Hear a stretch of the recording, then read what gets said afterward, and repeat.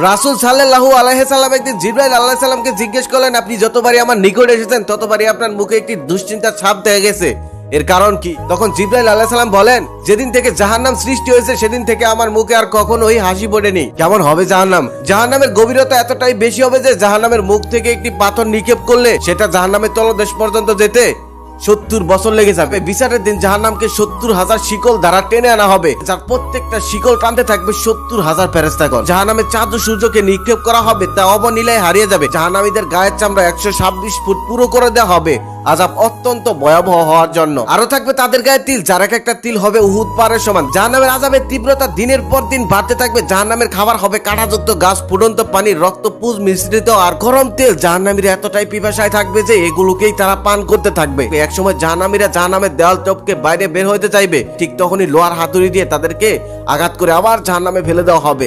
যেই জাহান্নামের কিছু বর্ণনা শুনলেই কলিজায় পানি শুকিয়ে যায়, সেই জাহান্নাম কতটা ভয়ানক হবে।